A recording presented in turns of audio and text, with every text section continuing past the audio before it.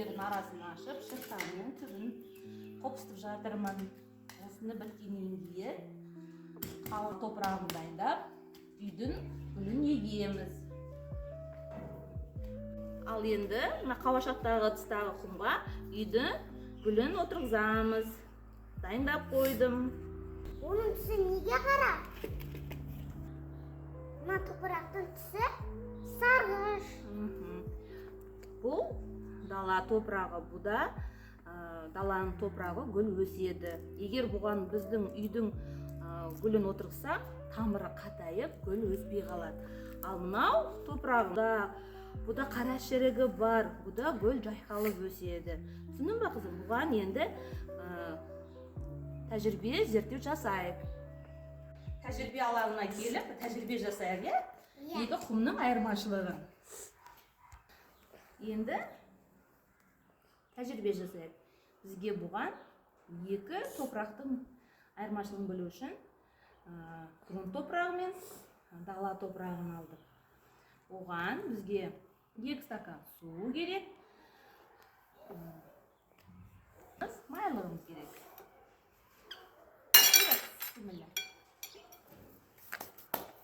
Тәжірибе барысында дәлелдейге бұл не бар екен айырмашылығында. Ал қызым сала қой. Бірінші грунт топырағын саламыз. Араластыр.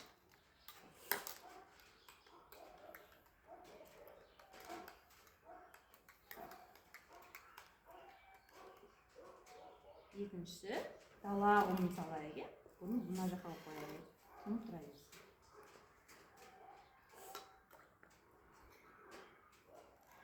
Көрдің ба? Дала құмын салған кезде көпіршік бетіне шығады екен. Ол ауа бар деген сөз бетінде.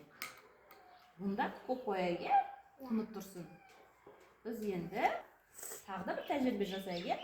Беш алақаныңды майлыққа салып, грунт топырағында су бар ма екен, дымқылдығы бар ма екен көрейік. Тәжірибе жасап көрейік. Қыса қойсын. 1, 2, 3. Қайттан өз орнына салайық. Не көріп тұрмыз майлықта? Асылым? Ізі. Із көрдік, е? Сонда біздің грунт топырағымызда ішінде су бар екен, е?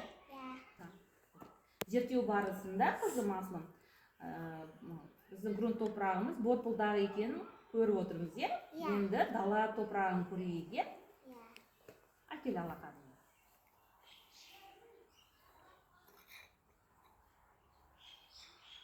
Қыса ғой Асылым.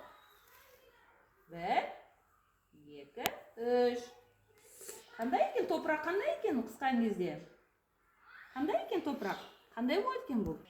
Құрғақ, қатты. Қатты екен, е? Не қалды бұнда да? Ізі қалды, е? Бұда да не бар екен? Су бар екен, е? Асылым, енді көрдің ба? Дала топырағы неге құрғақ деп ойлайсың?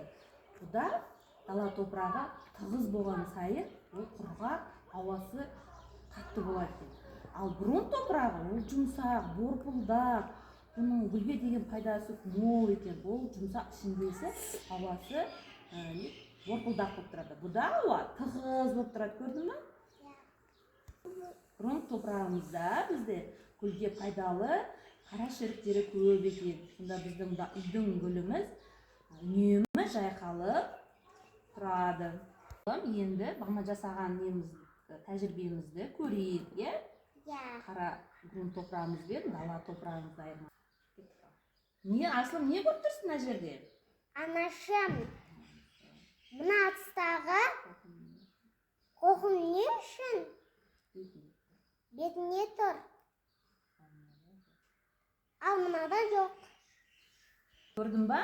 Мына грунт топырағы, бұның өзінің қара шірігі бетіне шықты, көрдің ба? Ал аз ғана құмы шықты ортасында ауасы. Ал дала құмның тасы құмы астына кетті да, бетінде аз ғана қара шірі шықты. Ортасы ауа. Бүгінгі біздің тәжірибеміз саған ұнады ма? Ұнады. бүгін біздің тәжірибемізді қорытындылай келе грунт пен дала топырағының айырмашылығын білдік.